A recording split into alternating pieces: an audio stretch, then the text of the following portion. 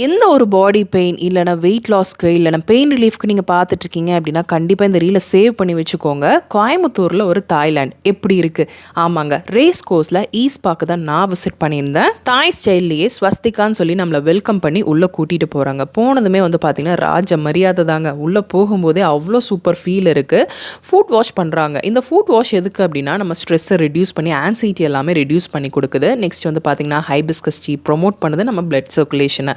Next ராஜ மரியாதை தான். பார்க்கும்போதே உங்களுக்கு தெரியுது இல்லையா? இவங்க கிட்ட 10 டைப் ஆஃப் டிஃப்ரெண்ட் ரூம்ஸ் இருக்குங்க. எல்லாமே தீம் பேஸ் தான். Gold, Italian, temple, cave, rock salt அப்படின்னு சொல்லிட்டு ஏகப்பட்டது இருக்கு. பேம்போலாம் போனீங்கன்னா மிஸ் பண்ணாம ட்ரை பண்ணி பாருங்க. நிறைய ஜக்கூசி டைப்லேயும் ரூம்ஸ் எல்லாமே இருக்கு.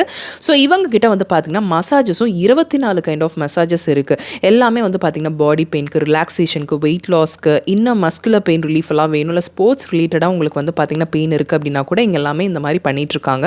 மசாஜஸ் எல்லாமே ரொம்ப ப்ரொஃபஷனலாக பண்ணிகிட்ருக்காங்க. நான் எடுத்ததில் இந்த ஹெர்பல் ஹாட் கம்ப்ரஸ் ரொம்ப ரொம்ப ரிலாக்ஸிங்காக இருந்ததுங்க. அதே மாதிரி இந்த பேம்பு மசாஜ் மஸ்ட் ட்ரை அப்படின்னே சொல்லுவேன். பெயின் எல்லாம் பறந்து போயிடுச்சு. நெக்ஸ்ட் வந்து பார்த்திங்கன்னா இந்த ஹாட் ஸ்டோன் மசாஜ் கூட எடுத்திருந்தோம். செம்ம சூப்பர் ரிலாக்ஸிங்காக இருந்ததுங்க.